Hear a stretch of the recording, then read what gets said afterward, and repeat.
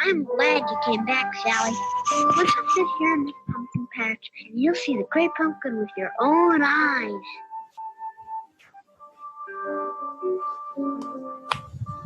If you try to hold my hand, I'll slug you. Each year, the great pumpkin rises out of the pumpkin patch that he thinks is the most sincere. He's got to pick this one. He's got to. I don't see how a pumpkin patch could be more sincere than this one. You can look all around and there's not a sign of hypocrisy. Nothing but sincerity as far as the eye can see. Ah, how cute. Yeah, it's very sweet. I actually haven't watched, I've only ever read Charlie Brown, but The comics. yeah. The funny section. I grew up with it. I think that it's a very American, very quintessentially American. Yeah, I think it is. The Halloween, and there's Thanksgiving, and then Christmas, the three original ones. There have been later additions. There's also an Easter one that I think, so these were made in the 60s, if I recall. And then the Easter one, I think, is the early 70s. Oh, I didn't know that. And then there are others that were made, later 70s and the 80s that the voices are different because, the kids grow up and they just sound wrong. Yeah, I can understand. For those listening, Megan did air quotes. Wrong in air quotes. Yeah, and I think also my dad grew up watching these, and he was the one that each year we watched them together. So I have that nostalgic familial relationship. But Charlie Brown in America is definitely something, at least on public television, that's shown numerous times, in day of, just kind of how something like Hocus Pocus, or I don't know, the Harry Potters are always usually shown on, that's not ABC Family now, it's something else, but during the holidays, it's kind of one of those things. I don't know if there's a UK equivalent. I don't know either. Or is there anything in Italy that's shown each year? It doesn't have to be, of course, Halloween. It could be. We've got I don't remember the year that it was made in, but there's a comic called Mafalda. Mm-hmm. And she's this little bundle of joy, but also really sassy and really pissed off. Mm. And that seems to be shown around the 6th of January when we have the Befana. Okay. And that is, I don't know, it's a Christian thing, obviously, but I can't remember which one it is. It seems like it would be part of the 12 Days of Christmas, that kind of cycle. Yeah. So it's basically right after, so you know how in Belgium they have St. Nicholas, and in Germany as well. So that's the 12th of December. Mm-hmm. And then there's Christmas. Mm-hmm. And then the Befana is on Epiphany Eve, and that's meant to be representative of a witch who comes and brings toys and sweets or coal if you've behaved badly. And so she's often this little old lady with no teeth and things like that. And obviously it's very popular among the children because it's another way to keep Christmas going. Right. Well, when you said Epiphany, that made me think of La Fête des Rois. So, that is actually on the same day. Yeah, I was going to say that's the same day. Yeah. So that's the Feast of Kings for those of you who don't. Yeah, and then they usually have a pie, and in it they put some sort of toy in it. Yeah, a little baby. Yeah, and so everyone has a slice of cake, but then if you have the little toy in it, that means you're the king. Right. Yeah, it's the galette de roi. And it's the same, I think traditionally, isn't it the same kind of ring cake that you have at Mardi Gras? I don't know that, but possibly, yeah. I wouldn't be surprised if it were the same. And I think during Mardi Gras, it's the same, where you have either a bean or a toy or something that's hidden inside. Yeah, and then if you get it, you're the king or queen. Oh, we're getting into that time Christmas of year. Yeah. So before we dive into Halloween and the holidays that surround that, let's introduce ourselves for Oh, yeah. people's first, episode, and they just don't know We've who forgotten about we this. are. I'm sorry. I mean, for those of you who have just started listening to us, just consider this podcast as two friends who chat every week about something in a way or another that's related in some way to the medieval with a modern twist. Yes, hence the name Modern Medieval. Yeah. If that wasn't explanatory. Yeah. My name is Elo, also known as Eleonora. But yeah. Yeah, and I'm Megan, and welcome to Modern Medieval, the podcast. So before we dive in, I actually would like Megan to tell our listeners what cool things she did on Halloween, because I think it's really cool. Okay. So being American, Halloween is a big deal. It is the kind of like catalyst for the holiday season. So you have like Labor Day in September and perhaps like Columbus Day or whatever, and then it's Halloween at the end of October. You have Thanksgiving at the end of November. Then you have Christmas. And so it's kind of like bam, bam, bam. Whereas, in the UK, you don't have Thanksgiving. So it's this weird purgatory zone. So yeah, Halloween for me is like a big deal, I guess. But I've been like chatting with friends that are from like New Zealand and elsewhere. They're like, oh, it's Halloween. That's a day. Like, no, we must celebrate. So, as a child, trick-or-treating, all that fun jazz. And starting a few years ago, I started this like personal tradition, because I'm not a big, like Halloween parties are fun, but I'm just not a big party person, where I will order in Chinese food and just watch horror films or, Halloween related films. So this year I'm newly moved to Manchester. The weather has been dreary and wet and lockdown 2 underway as well. Yeah. So I actually ordered Chinese food on Friday. So Hallows Eve squared. Yeah. So yeah, I just had a mellow day. It's basically my PJs all day. I did go to the store briefly to buy brownie mix. I made boozy Bailey's brownies. That was exciting, I guess. And I watched Hocus Pocus, 1993 Disney classic, which I hadn't watched in quite a few years. It's so good. It's so good. It's such a lovely film. I love it so much. Always Maybe cry should have done that. I always cry at the end. Always have. Even if I'm not really paying attention. Like yesterday, I was a bit distracted watching it because I've seen it so many times. Still gets me. Binks still gets me. But watched that. And then I watched Blair Witch Project, for the very first time in my life. Oh, how was that? How'd you find it? I'm not good with like suspense or that kind of style, like the found footage. I know that it's fake, but it still just atmospherically gets me. And the Blair Witch Project is like infamous for being terrifying. Yeah. But I was on edge just clicking play. Yeah.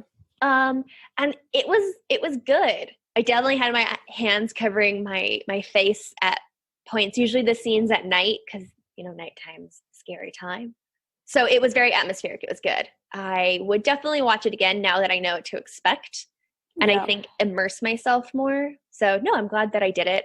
And then I video chatted my good friend Marinka, who lives in Utrecht in the Netherlands, so ways away, and we'd read each other's tarot cards.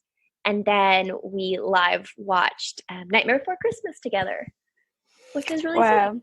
So you are Halloween goals.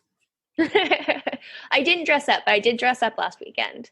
Yeah, that was my Halloween. That was the way I celebrated this year, which is very different than the historical origins of Halloween. That's a good way to go into it. Let's start then. Yeah, so we started off this episode with Charlie Brown, as we said, and we chose that particular little clip because it's cute.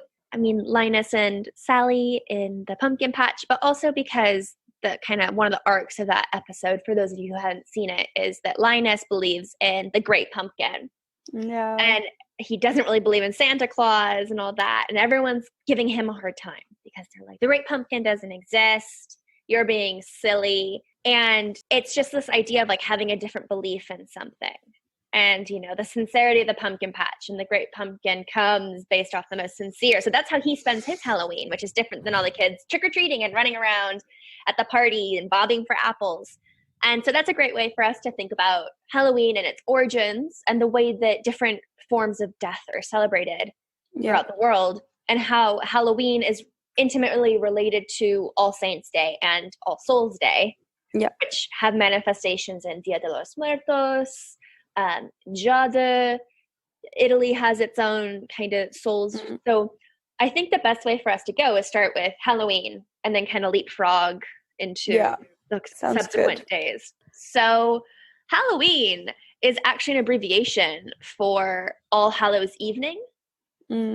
So that's why I always wondered for so long why sometimes Halloween was like the two E's had like an apostrophe between them.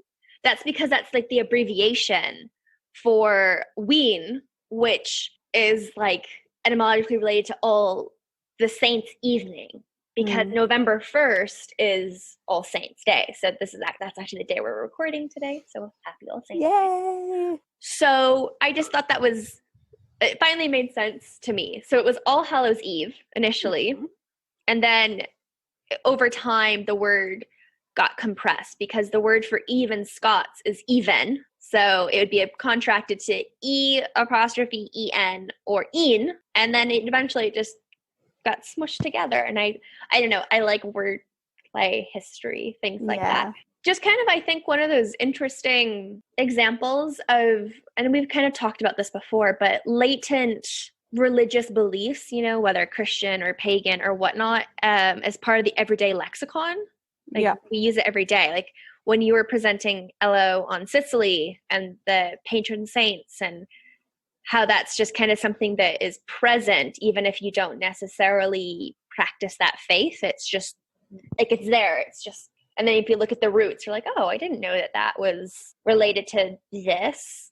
I guess it's the same in like America, or equivalent or parallel. I don't know. They're not the same, but how like states names, like Massachusetts is actually an indigenous word. That's why like Minnesota, Minneapolis, and they become Americanized over time, but their origins are not. So Halloween, or All Hallows Day, is the beginning of All Hallow Tide, which is the time the liturgical year dedicated to remembering the dead. And this means saints or hallows. That's where the hallow comes from, like hallowed ground at a graveyard. Martyrs, and all the faithful departed. So Hallowtide's actually related to the Christmas season. So when we were talking about Epiphany, this is all kind of the part of the year that's conjoined into. And I think it can extend to Easter as well, because then you have Lent in that, and that's, you know, a faithful time, Pentecost. And so the way that we think of Halloween now, with, you know, jack-o'-lanterns and ghouls and ghosts, and the way that we envision, at least in the Western world, you know, the very kind of capitalized, Disneyfied, etc., is generally believed to be most influenced by the Celtic harvest festivals and Gaelic festival of Samhain, which is spelled, like, you would think it would be pronounced Samhain or Samhain, because it's Samhain, but because it's Celtic or Gaelic, it's pronounced Samhain. It's always funny. I mean, I guess ironic, considering I can't pronounce German words, you know, and I try to pronounce them phonetically, and I guarantee you all there's going to be some words here today that I am going to butcher, and I preemptively apologize very sincerely. Well, it's all right. I do it all the time. But Samhain it's because it's related to the lunar calendar. It's anywhere in between the equinoxes of autumn and winter, I believe. But it's the end of the harvest season. So in Scotland, when I lived there, they have the Beltane Fire Festival. Beltane's one of their 4 seasonal holidays. But on top of Kelton Hill, they have a whole performance and bonfire. It's really beautiful and cool, and you can go and watch it. And, you know, it's like a big event, and it's this attaining of history, which is really nice.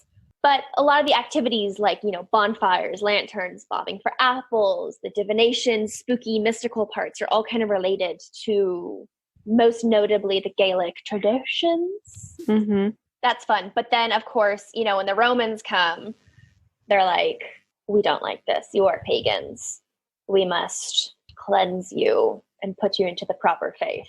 Or however, you know, they phrased it, because people suck. They really do. Eventually, Halloween or Samhain is aligned with some Roman holidays. I don't know if you have any input, Elo, on like Halloween and Samhain. I actually am very unknowledgeable about it, so I like learning. Cool. So, and then one, you know, of the icons of Halloween is the jack-o'-lantern. Mm-hmm. And so traditionally, the jack-o'-lantern was a turnip or some other kind of root plant carved, like the bulb, and hollowed out like you do a pumpkin, and then placed with a candle inside and like the grotesque face on it. The pumpkin was an American edition because they're indigenous to America, the Americas, and they're larger and easier to scoop out. The jack-o'-lanterns are traditionally carried by geysers. That's the original term for those who dressed up on All Hallows Eve in order to frighten evil spirits, because All Hallows Eve in the pagan or traditions is considered a liminal time where the veil between the living and the dead is at its minimum. Mm-hmm. So the Christian and Catholic traditions believe that those who are in purgatory throughout the year are able to revisit their homes before All Saints' Day, either ascend or descend into their designated spaces. But with the jack-o'-lantern, there's a popular Irish Christian folktale associated. And it's said, so the folklore is said to represent a, quote, soul that has been denied entry into both heaven and hell. Yeah. And so the folktale, it's short, it goes as this. En route home after a night's drinking, Jack encounters the devil and tricks him into climbing a tree. A quick-thinking Jack etches the sign of the cross into the bark, thus trapping the devil. Jack strikes a bargain that Satan can never claim his soul. After a life of sin, drink, and mendacity, Jack is refused entry to heaven when he dies. Mm-hmm. Keeping his promise, the devil refuses to let Jack into hell and throws a live coal straight from the fires of hell at Jack. It was a cold night, so Jack places the coal in a hollowed-out turnip to stop it from going out, since which time Jack and his lantern have been roaming looking for a place to rest. So I really like that because it's kind of spooky. And just You're all shows about the influence. spooky, aren't you? Big thing. I love it. I think that it's like poetic in a way, I guess. Yeah. It's That's kind of cool.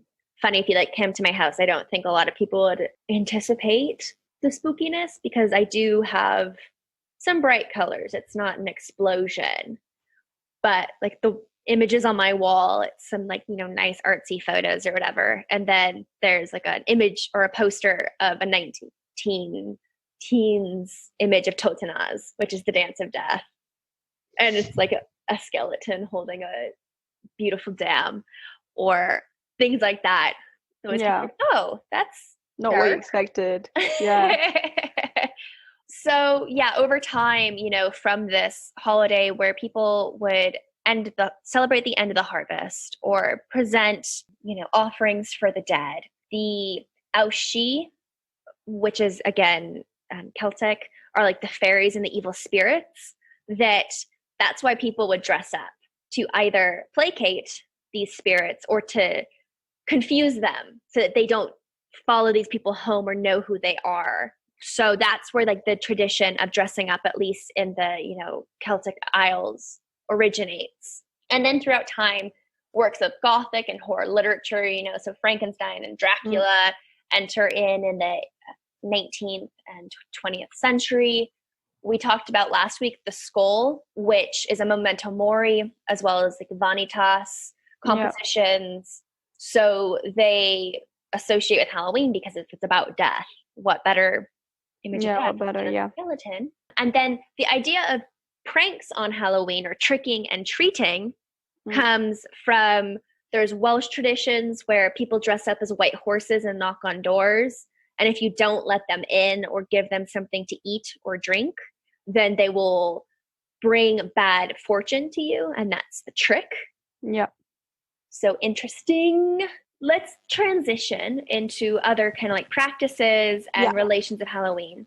I don't know, Ello, did you ever read The Halloween Tree by Ray Bradbury? I didn't. No. I'm sorry, we don't have any references. Okay. It's kind of an obscure Ray Bradbury story, but I was just curious. So I read this for the first time in 6th grade in my English class for the Halloween season. And then I taught it when I taught a few years ago to my middle schooler. Aww. And it's a really lovely story. It's not super long. I feel like it's kind of akin to if you read Charles Dickens', Christmas Carol in the holiday season. I feel like this is really good for Halloween season because though it's written, I read it when I was 11 or 12, we can still appreciate it. But the reason why I bring it up is because in a nutshell, really briefly, the story is, it's Halloween night and there are 7 boys and they're going to go trick-or-treating and their kind of ringleader, Pipkin, doesn't show up. And so they go to his house and they're like, hey, come on. And he's like, I don't feel well. I'll meet you guys at this, particular house. And so they're like, okay. So they go and this house is really spooky and dark. And there's a weird tree that has like pumpkins in it. And anyway, so they see Pipkin, but he's very kind of ethereal. And then he disappears. He gets taken away. This person appears whose name is Mr. Moundshroud. And he's a very like mystical creature, very Jack Skellington-esque, very tall and thin. And he kind of takes them on this lesson, mission, adventure in search of Pipkin throughout different traditions of death in the world. So they start off and they go to ancient Egypt and they learn about mummies and they're in the Valley of Kings and they learn about Osiris, the son of earth and sky, who was killed each night by his brother Darkness. And so how each day is a cycle of light and dark, of life and death. And some of the traditions in ancient Egypt in regard to this, and the Egyptians putting out food for the dead. So this is 4,000, 5,000 years. So they learn about this. And then, they magically on their giant kite go to Greece, to the Festival of the Pots, which is, all right, here comes the first word that I cannot pronounce. Right. So patience is Anthesteria. And it was one of the 4 Athenian festivals in honor of the god Dionysus. And it was held each year from the 11th to the 13th of the month of Anthesterion, around the time of January or the February full moon.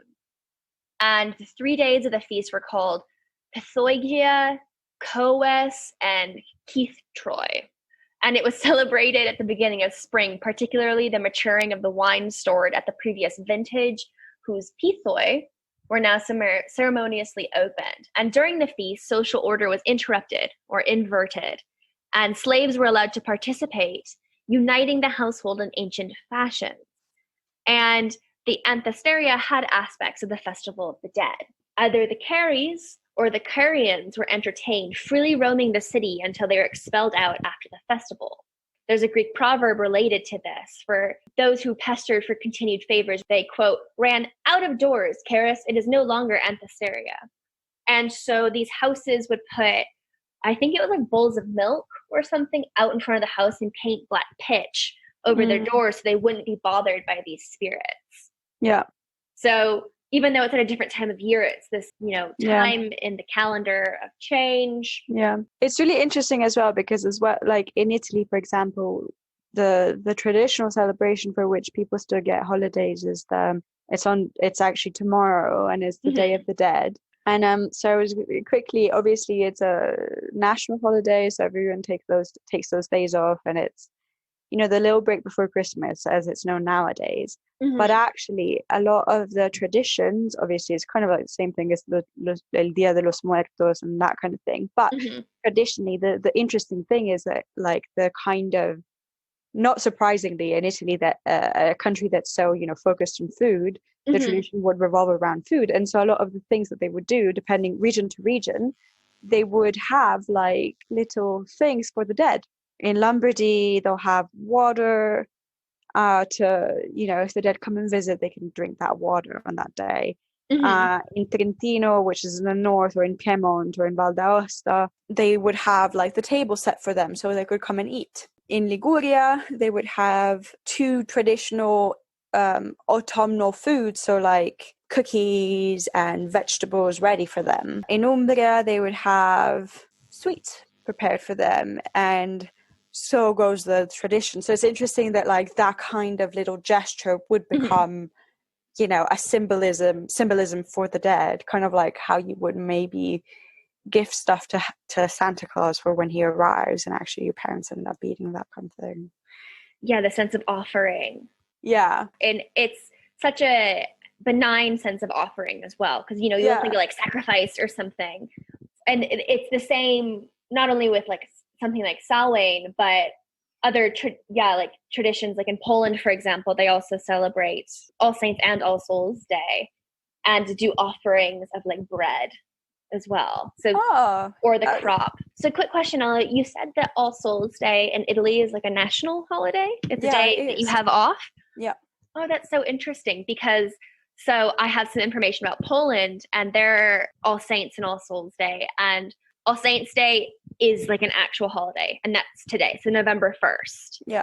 It is for those who have been martyred and sanctified, etc. So it's kind of like a bigger church deal day. Yeah. Whereas All Souls Day is for the faithfully departed, as we mentioned earlier.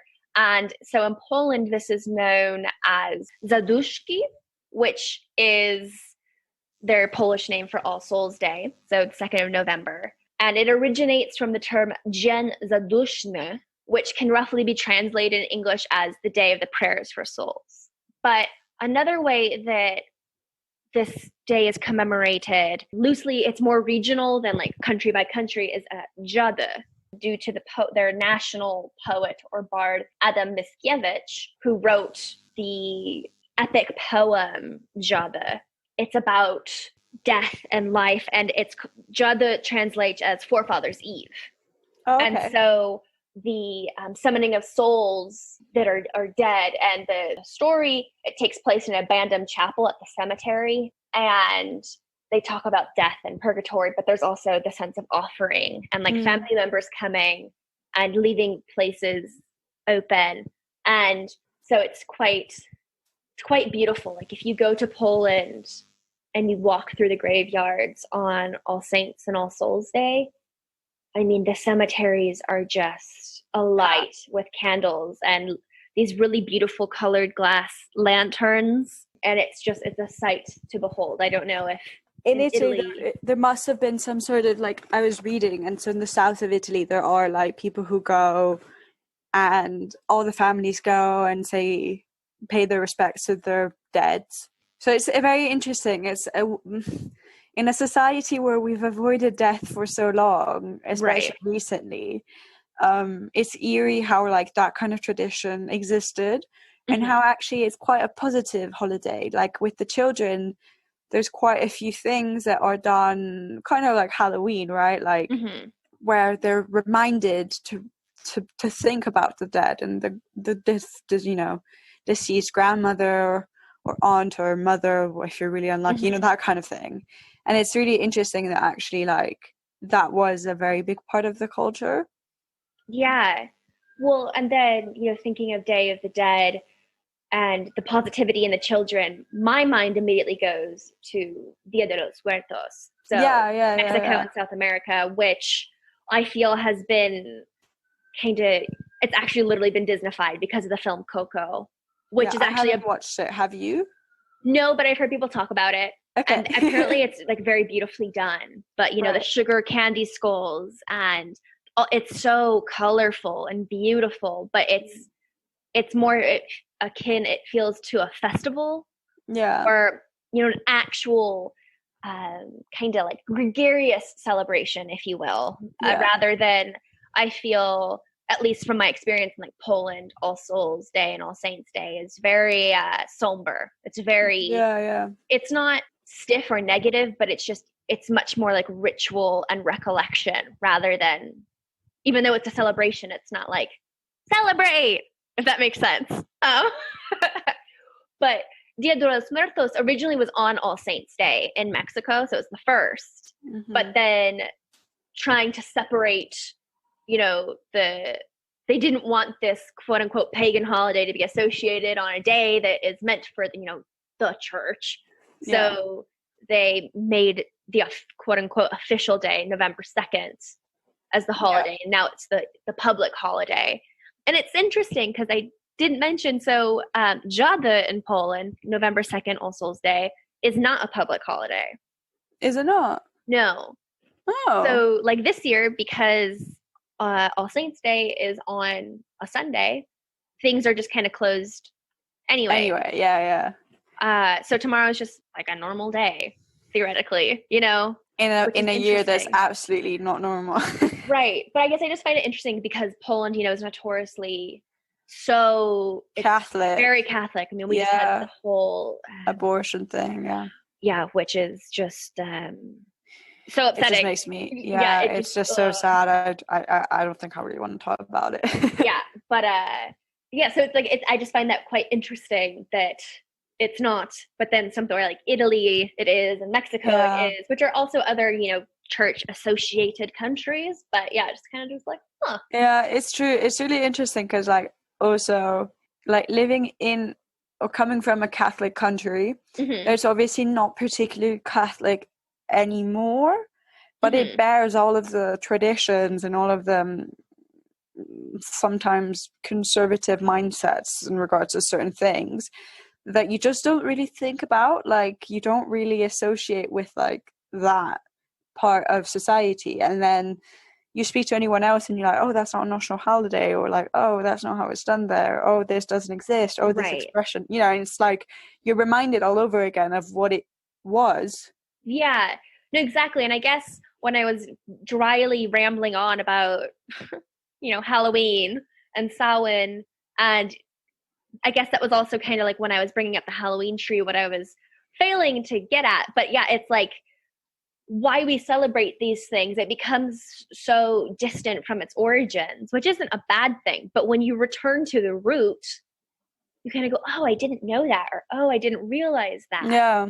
And I think it's always a fun unveiling or revelation, if you will, and there's numerous other kind of versions of this that we take for granted. And like, if you were to go to celebrate Halloween in America, there's like no trace of those original roots. Like it's all spooky haunted houses and like gore and blood and horror and like frightening the children, which is truly fun. Yeah, but it's lost its... Right. Or things, like bobbing for apples, which is actually related to like the historic kind of roots and everything, rather than just like a random fun game that you use with fruit that floats. Like there's a symbolism there and there's a reason there, and it's part of the harvest, and it's always so fun. And even though this isn't like super medieval, because in the Middle Ages, actually, in the research I did, Halloween wasn't really a thing. No, but it is in theme with our death episodes, isn't it? Yeah. So the most quote unquote medieval, stuff that I could find, brief little, like, I guess, history lesson is, so in 609, so this is like Roman antiquity, I guess, kind of ended that into early medieval. Pope Boniface IV dedicates or rededicates the Pantheon in Rome to Saint Mary and all the martyrs on the 13th of May. Yeah. This was the same date as Lemuria, an ancient Roman festival of the dead, and the same date as the commemoration of All Saints in Edessa in the time of Ephraim. That's just a history thing. That is fine. Google Edessa and Ephraim. So the Feast of All Hallows, so Halloween, I'm sorry, that's All Saints Day. So the Feast of All Hallows on its current date in the Western Church could be traced to Pope Gregory III's founding of an oratory in St. Peter's for the relics of, quote, the holy apostles and of all saints, martyrs, and confessors. And Pope Gregory III lived, he was Pope around 731 to 741. So this is kind of early, mid 8th century. Then, in 835, All Hallows' Day was officially switched to the 1st of November, the same date as Samhain, at the behest of Pope Gregory IV. You might think, oh, well, Samhain is the 31st, though. But the Celtic tradition of like how they calculated days was sunset to sunset rather than sunrise to sunrise. So the first started on the evening of the 31st. So that makes sense. And then aside from that, I mean, there was not necessarily like a Halloween celebration in the Middle Ages because the church was much more about having, you know, the Vesper celebration for the day of All Hallows on the 1st.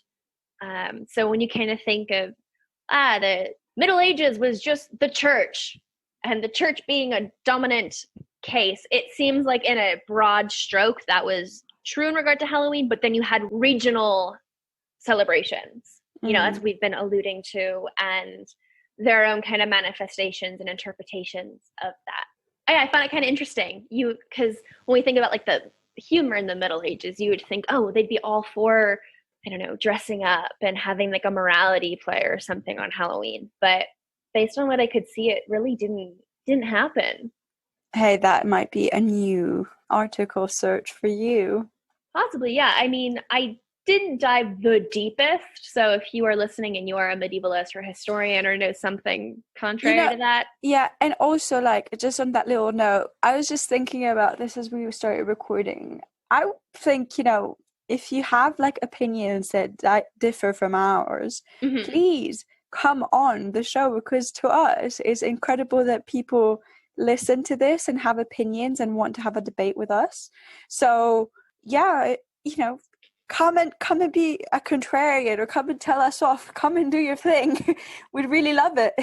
Yes, no, definitely. We're all for it, and like learning and growing as individuals and as a community, I guess, as a medieval community. But yeah, like I found it quite interesting that Halloween, it kind of was like a dark age, if you will, of in the Middle Ages. It's not until like the 15th century that kind of, I suppose that has to do with medicine, don't you think? Oh, I don't know. I didn't even think of that. Perhaps. Because if you think about it, like when death is so omnipresent, you don't really need a day to celebrate the dead because it's just there, right? Whereas maybe come 15th, 16th century, then they discover certain new things. Maybe the plague wasn't so omnipresent anymore.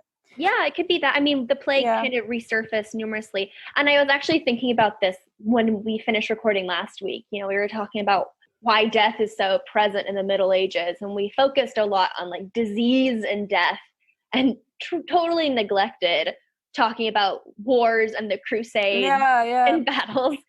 Because that happened a lot. And there was a lot of military conflict. Yeah. And I think that kind of ebbed a bit in the Middle Ages, the end of the Middle Ages into the kind of like Renaissance era.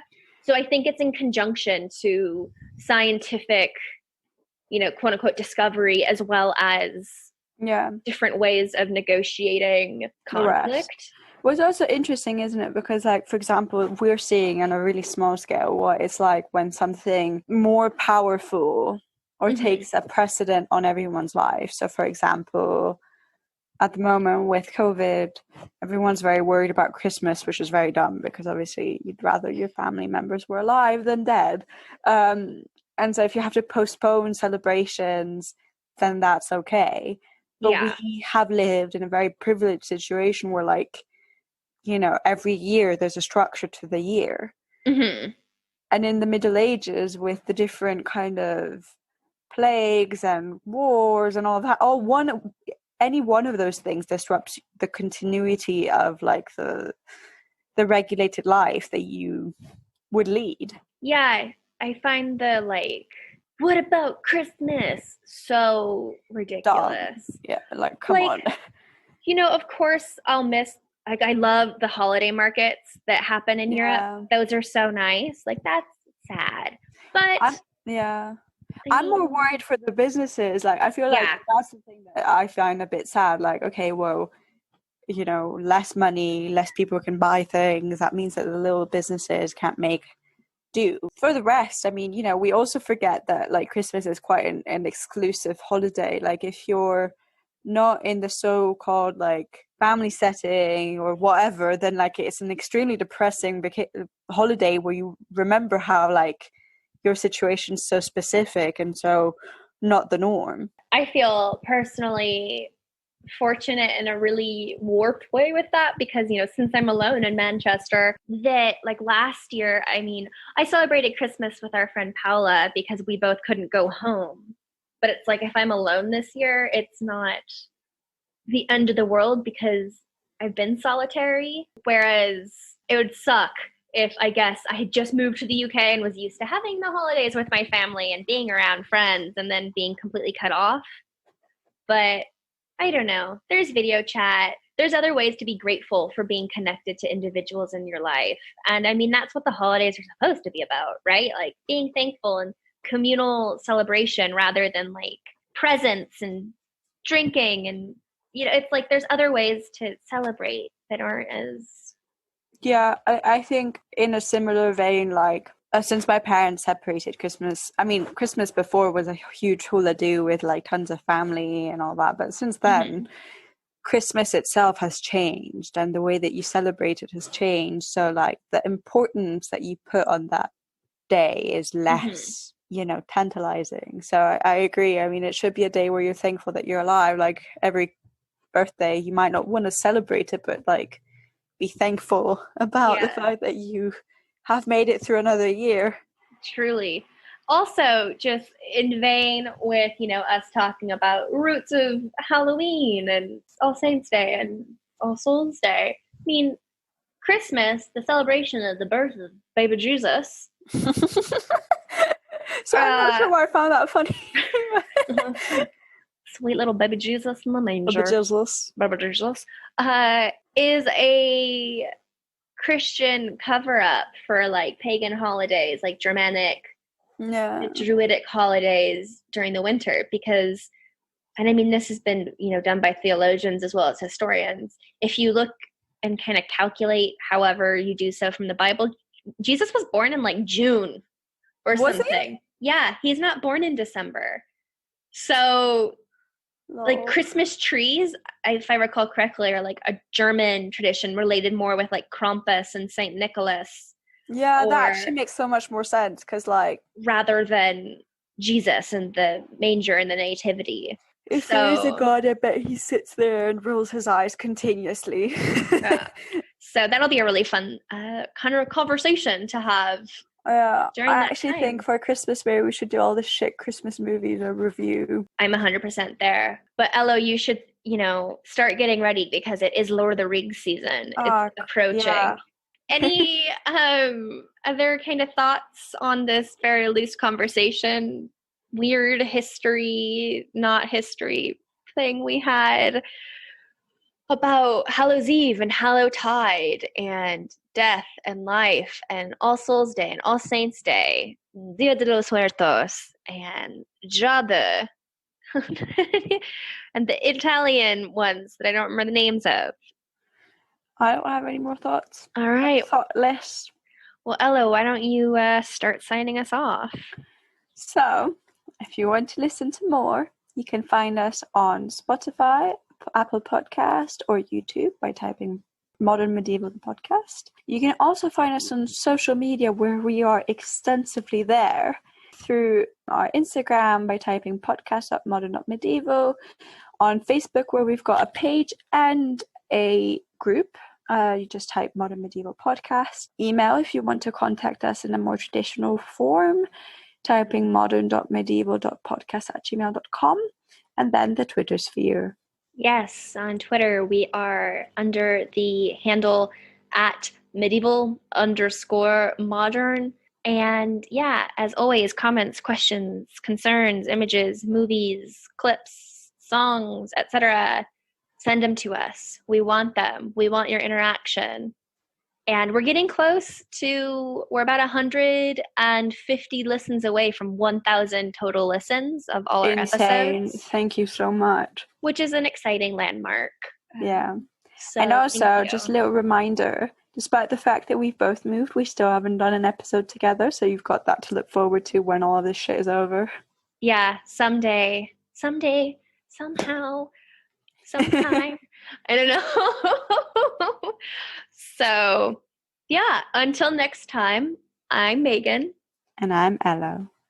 And this is Modern Medieval, the podcast. Woo!